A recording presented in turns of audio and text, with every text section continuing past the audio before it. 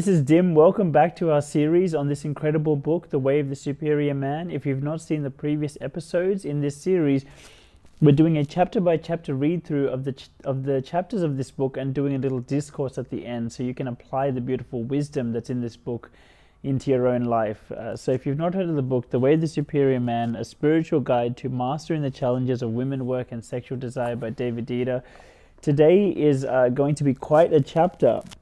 It's called Stay With Her Intensity to a Point.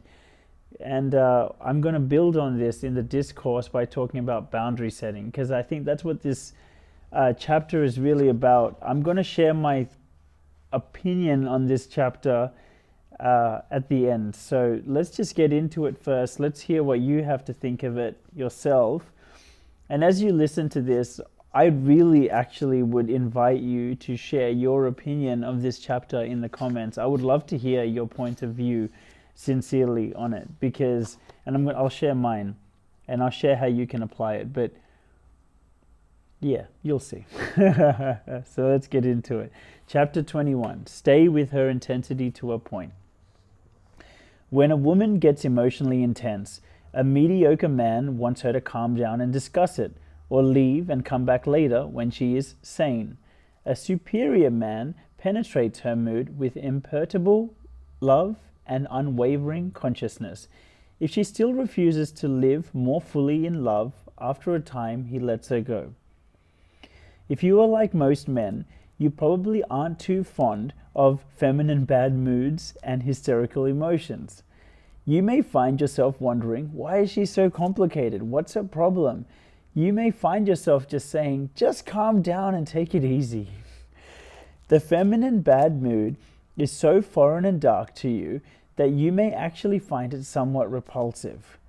And when your woman gets really wild, a part of you is afraid of the damage she might do. Her emotions are so much more wild and less predictable than yours that you'd rather just not be around them. Basically, most men are afraid of or disgusted by feminine emotions. That's why you try to fix them or escape from them. I'll come back later when you can act like a reasonable human being, you might say. One of the deepest feminine pleasures is when a man stands full, present, unreactive in the midst of his woman's emotional storms. When he stays present with her and loves her through the layers of wildness and closure, she feels his trustability, and then she can relax. The way you relate to your woman's chaos relates to the way you react to the chaos of the world. Just take a note on that. If you are the kind of man who needs everything placed neatly in its little box, then you will also try to box your woman's emotions. If you are the kind of man who would rather hire other people to take care of the chaos in your attic or the chaos of your finances, you would probably also rather leave it to someone else to take care of the chaos of your woman. You can, however, train yourself to master the world, financially, creatively, spiritually, by learning how to be free and loving in the chaos of your woman's emotions. And you do so by standing your ground and loving so fully that only love prevails. You can't quit when you seem to fail, but rather you must learn from your failures and return to love. Give your gift. Like wrestling a steer or surfing ocean waves, mastery involves blending with your woman's powerful energy and feeling the rise and fall of the moment without lapsing in presence for a second. You're going to get stamped on by the steer. You're going to get swamped by the ocean. You're going to get hurt by your woman. This is how you learn. You will get up, dust yourself off, swim to shore, and turn to face your woman again. The only options are fear or mastery. You can quit. You can choose small steer and tiny waves, or you can wait for your woman to calm down, or you could even threaten her. Or you can take the moment as a challenge to your ability to conquer the world and your woman with love. Keep your breath full. Keep your body strong. Keep your attention present. No matter what your woman says or does, give her love.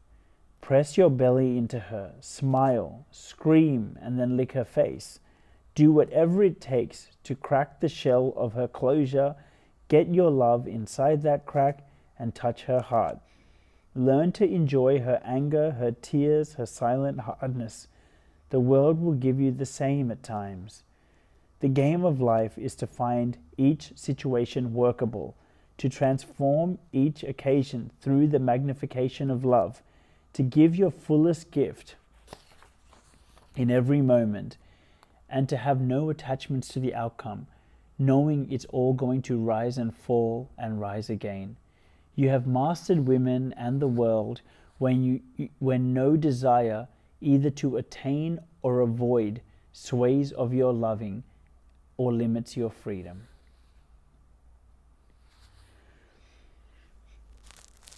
So he gives multiple points in this chapter, multiple points.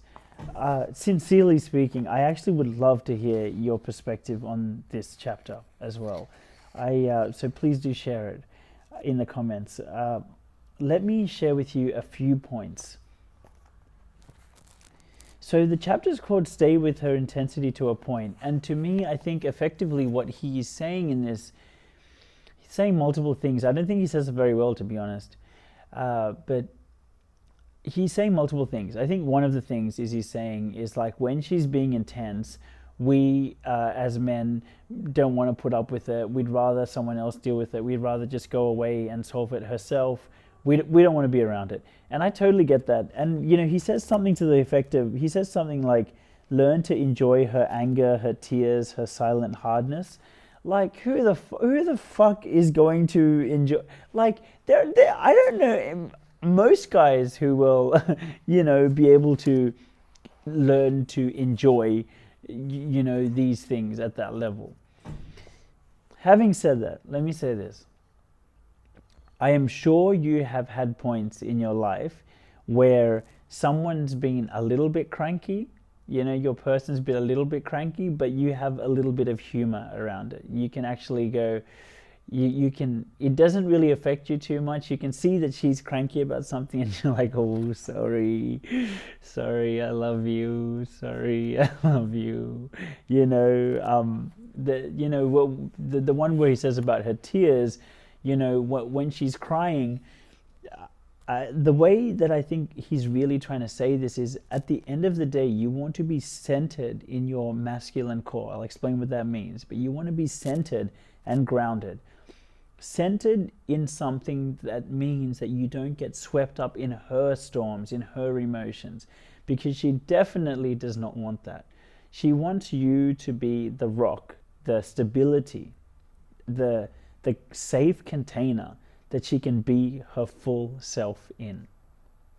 But if you are swayed by every time she gets angry or fearful or sad, then it's kind of like you're useless in a way, because it's like, hey, in her reality, it's like, I need a place to feel safe to let my anger out, or to let my sadness out, or to be afraid, but if you can be balanced and centered and hold space for that, then I can feel safe I feel safe with you. So there's multiple points here, because at the same time, you don't want to put up with someone being, toxic or just emotionally dumping either. So I'll talk about the boundaries piece in a second also. But recognize this. The easiest way to see it is if it's with something small and cute. So when she's like slightly grumpy, slightly just mad at something, or she's fearful about something, but you're not afraid, or she's sad about something. Can you see with the anger and the fear, if it's something that really doesn't affect you and you think it's kind of cute, you can have this almost level of humor about it. There's this centeredness in you, and you're just kind of like, yeah, I know. I'm so sorry. Come here, I love you. come here, oh, I understand. Oh, that's shit. Wow, oh, that's so shit. Wow, yeah, like, don't worry, we're gonna make it, but there's this lightheartedness that you have. And when it comes to sadness, it's just like, oh, you poor thing. But it doesn't affect you fully in the same way. You have this level of groundedness where you still have the empathy for her, but you're being the rock. So that's point number one. That's what I would say he's trying to say here. There's no resistance to her intensity, because if she feels resistance, then she feel like you can't handle her. So by you just being able to be present, be grounded, and not being caught up in that, but just kind of keeping yourself, and I'll explain how you do this, but by you being able to kind of stay yourself and just be able to say, oh, I understand, yeah, cool, yeah. And because the thing is, her emotions, they change quite quickly. She usually doesn't stay there for too long. So you just holding the space allows it to kind of move and pass through her. But if you get caught up with them, then she gets afraid. She gets afraid that she can't really trust you, because, how can she really be open if you're getting so caught up in it as well, and it makes you upset. So that's point number one. Point number two is, when is it that it's too much and she's just emotionally dumping? It is when you feel it's too much. That's when it's too much, right? So when you feel like, hey, you know what? This is actually getting destructive. It's not helping her. It's not helping me. I don't really want to stand for this. You're allowed to say it. You're allowed to say it. And this is how we grow. You grow in real life by having these conversations, by getting used to speaking up for how you feel about something. You know what? This is too much, and I don't think it's helping anyone. Your job, if you want to feel centered in anything, feel centered in a sense of service. What's going to serve the relationship the most? What's going to serve this person the most? Is, having a bit of a cheeky vent, having a little complaint, being a bit of a girl about it, letting it pass through and move on. If that's what's going to serve her more, then let her do that. And then you can be grounded knowing that actually this is just her process to let it out. Then there you go. You've got your grounding. But if you detect that actually her being this way is actually it's actually hurting her. She stay with her intensity to a point. She's actually going to a point where it's actually becoming destructive for her and destructive for you. That's when you can say, hey, enough. Or, hey, I think we need to stop here. I don't think this is helping anything, and I don't think it's going to help you. I think this is actually going to hurt you if you keep going on. So can you see when I'm explaining this, I'm coming from a place of service to her. Hey, listen, don't get down in the dumps too much. At a certain point, it's just hurting you. Or, hey, listen, if you go ahead with all that anger, I understand how angry you are, but if we keep going down this road for too long, it's just going to hurt you, or like if she's afraid, it's like, hey, I know you're freaking out. Here, hold my hand. I've got you. It's okay. It's okay. I know you're freaking out. It's all right. Don't worry. We'll get through this together, Or at a certain point, sometimes you'll have to say, hey, breathe deep with me. Breathe into your belly with me. Going down the road of fear beyond this point, it's gonna make things worse. So let's ground back together, And this is where nothing can really replace the wisdom that you get from your experience of just being in the field in these situations and actually learning when is it actually just more of a lighthearted thing and you're just holding the space, and when is it time for you to actually speak up and set a boundary. But the boundary is coming not just from protection from yourself, but actually out of service for the situation, out of service to her. Hey, this is not actually helping anyone. It's not helping you. It's actually becoming destructive if you keep going down this path. and I hope you can see when I'm explaining that, number one, then the next time you actually have this issue, use it as an opportunity for you to practice knowing when is enough, when is it time to set a nice boundary. Not a boundary in this aggressive way. I hope you can see, by the way, when I'm talking about boundary setting, I'm not doing it in some aggressive or dominating frame where I'm trying to control anyone. I'm setting boundaries almost like if you have a kid who's in a little go-kart, and it's like, hey, here's the road, here I'll show you. Or you don't want to, if you go down there, that's not where the road goes, and it's just going to become all bumpy, and it's going to wreck the car, and you're not going to enjoy it, So we just go all around this way. That's what a boundary is. A boundary is just like, hey, I know you, I know where you're trying to go, and I know what kind of journey you're trying to have. So here's the guardrails to help you get from point A to point B. That's actually what a boundary is. It's a service to someone. It's a service, it's guidance. Guidance and boundaries are the same, if you can see that, or they're similar, right? To get from point A to point B, it means that you don't go this way, it means you go this way, right? And if you go this way, it implies that at some point there's a boundary on this side and this side to help steer you to go this way, right? So true boundaries actually come from love and from service, from understanding where are they at, where are they trying to go, and what kind of journey do they want to have. Because if we go down this road, it's actually going to be destructive. So that's why we can't go down this road. So hopefully you can see as I convey this that boundaries are a service. It's genuinely a service to help this person. It's an offer of, hey, it's not going to help if you keep going down that road. It's not going to help anyone. And then if she goes, oh, I don't care, I'm just going to do this because I don't care about anything. Then you're also allowed to say, listen, I'm also finding this like behavior. I don't think this behavior is helping you, but furthermore, this behavior is like kind of hurting me, because it just feels like emotional dumping. It just feels like you're just being too aggressive. And I ask you, please stop here, because it's just becoming emotionally violent on me. You're allowed to say that. And then if she still truly doesn't give a fuck and doesn't want to listen to what you have to say, you're allowed to say, if that's the case, that's fine, you do your thing, but I'm not going to put up with it. I'm not going to tolerate it. I'm out of this situation. You can reconnect to me when you're done, but for me, this is a no-win situation. So I'm going to leave,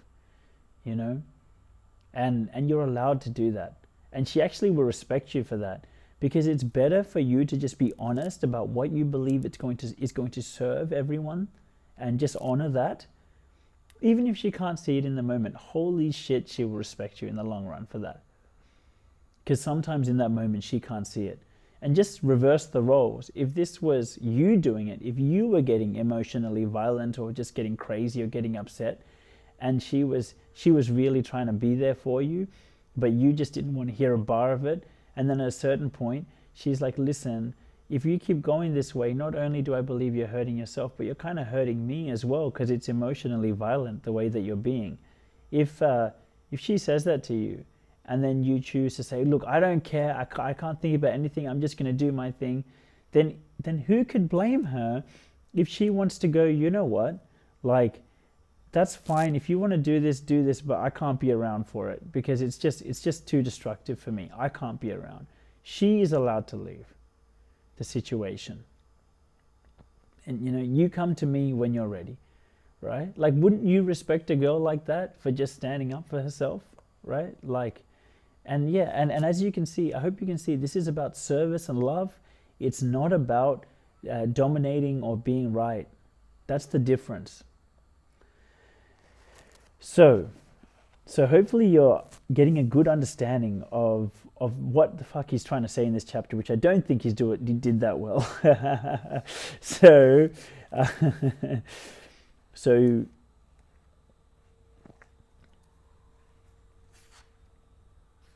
Yes. The last part in all this, I'd say, is this. One of the easiest ways to not be, one of the ways that we typically run into trouble when it comes to matters like this, when we're trying to set a boundary with someone, is when they can feel our ickness or our irritation.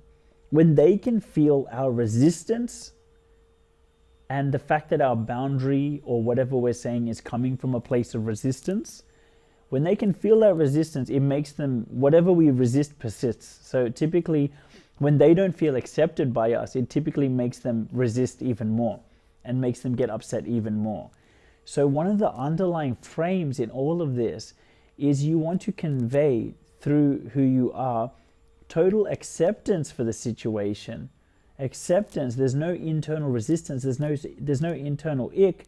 There's just you setting a boundary from a place of service. So how do you remove that internal kind of disgust? The way you remove that internal disgust is by owning that what you're seeing in her, how you have done that yourself. So if you see her getting super angry, or whatever trait it is that you observe that she's doing, fearful, sad, angry, before you point the finger at her and try to end it in her, point the finger at yourself and really reflect on where have you done this yourself. Because usually when we get really triggered by someone doing something, it's because we've done it, and we've done it in a way where we don't even want to think about the fact that we do it, because there's so much shame associated with it. So we kind of bury it. We've kind of buried it in our subconscious. And then when someone does it in the open, it makes us go, ugh, you know, and makes us want to stomp that out, because we're trying to stomp it out within us. So there's a big projection. That's why, this is a subtle point, but this is why a lot of guys trying to set boundaries, it backfires. The underlying frame that someone wants to feel from you is that you fully accept them. Then you can kind of, you have your own preferences of how you want to do things. Hey, listen, I don't want to talk about this. Hey, I want to do this. But if someone feels that there's an emotional charge behind why you're doing this or that, that leads to distrust. And that leads to bad behavior, right? Because they don't feel like they can trust you anymore, because you're emotional about why you're saying no. But if you can get to a point where you're not emotional, you're genuinely coming from service, people respect you a lot more. I hope you can understand this. So how you get to that place where you're not emotional about it is where whatever behavior you're seeing in them, you have owned it within yourself. Now, how do you own it within yourself? Let's say you see her being really, really angry. For you yourself, take out a piece of pen and paper and write down whatever trait you've seen in her. Write down at least 20 times you have seen yourself doing this. And you may hear this and go, no, I don't do that. I don't do that. Especially if you think you don't do that, trust me, it's there in your subconscious in a way that makes you go, oh shit. So while you may not do that in relationships, maybe you do that in a different area of your life.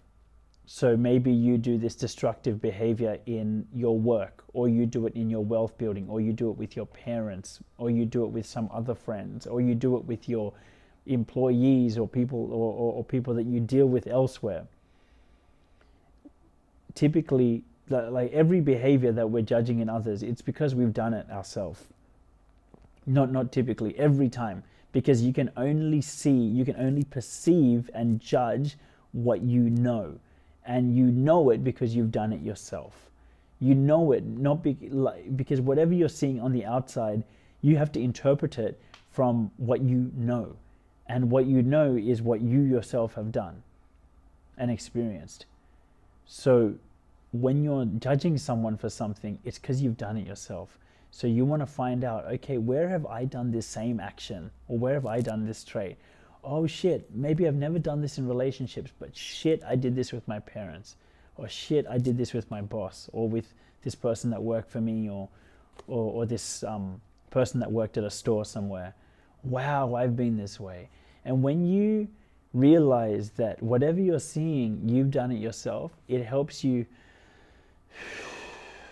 like there's a lot more to this method than that, but it helps you, it's a start at helping you stop pointing the finger on to someone else, and actually have recognition and go, hey, listen, I've done this, and I know going about it this way, it just doesn't help anyone, and that's why I'm telling you we've got to stop doing this. Can you see there's a lot more respect when I say, look, man, I know what it's like to be really angry. I've done it. You know, I know what it's like. So for example, when I'm helping a guy in my coaching and like the guy tells me like he's punched someone, say, you know, option one is I can say, oh, you punched someone, you're a bad person. Like, oh, like, well, yeah, we've got to change that about you. Like, that's option one. Or option two is you can say, man, why did you, what happened? Why did you do it? Oh shit, I see. Bro, look, it's very understandable why you punched that person. Man, I've done it as well, to be honest, in similar situations. And man, I just realized like it just doesn't help in the long run. You know, it just doesn't help. It doesn't lead to anything good.